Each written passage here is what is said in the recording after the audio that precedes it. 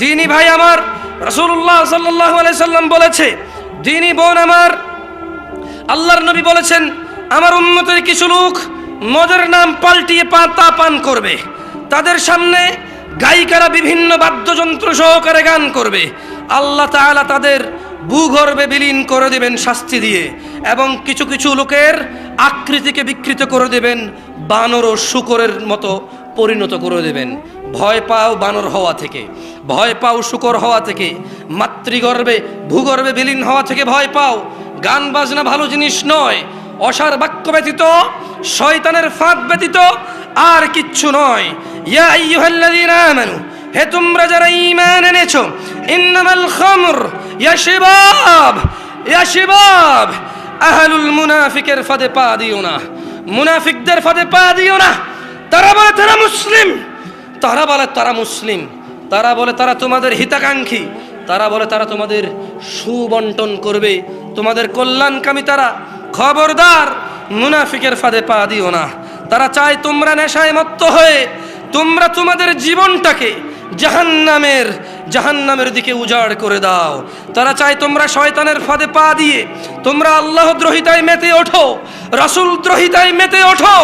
অথচ আল্লাহ চায় তোমরা সফলতার দিকে এগিয়ে আসো, আল্লাহ চায় তোমরা সফল হও। আল্লাহ সুবহানাহু ওয়া তাআলা সূরা মাঈদায় 90 নম্বর আয়াতে বলছেন, ইয়া আইয়ুহাল্লাযীনা আমানু, তোমরা যারা ঈমান এনেছো নারী ও পুরুষরা, ইন্নামাল খামর ওয়াল মাইসির ওয়াল আনসাব ওয়াল আজলামু রিজসুম মিন আমালিশ শাইতান ফাজতানিবুহু লাআল্লাকুম তুফলিহুন। হে মুমিন নর নারীরা, নিশ্চয় মদ, জুয়া, মূর্তি পূজার বেদী ও ভাগ্য নির্ণয় করার শর্ত কেবল ঘৃণার বস্তু, শয়তানের কাজ। কাজেই তোমরা সেগুলো বর্জন করো যাতে তোমরা সফল হও। মদ ছাড়তে হবে, নাহলে সফলতা আসবে না। জুয়া ছাড়তে হবে, নাহলে সফলতা আসবে না। বাদ্যযন্ত্র ছাড়তে হবে, নাহলে সফলতা আসবে না। শিরক কুফরি ছাড়তে হবে, নাহলে সফলতা আসবে না। ইবনে আব্বাস রাদিয়াল্লাহু আনহুমার বর্ণনায় রাসূল সাল্লাল্লাহু আলাইহি সাল্লাম বলেছেন, আল্লাহ তাআলা মদ, জুয়া, তবলা ও সারেঙ্গি হারাম করেছেন। তিনি আরো বলেন, নেশাগ্রস্ত করে এমন প্রত্যেক বস্তু হারাম। ইয়াবা হারাম, হেরোইন হারাম, বিয়ার হারাম, অ্যালকোহল জাতীয় যত কিছু আছে যা মানুষকে নেশাগ্রস্ত করে, এমন প্রত্যেক বস্তু হারাম। দ্বীনি ভাইরা, রাসূলুল্লাহ সাল্লাল্লাহু আলাইহি সাল্লাম বলেছেন, আমার উম্মতের মধ্যে এমন অনেক সম্প্রদায় হবে যারা জিনা, ব্যভিচার, রেশমি কাপড়, মদ পান, বাদ্যযন্ত্র, গান বাজনাকে হালাল করবে।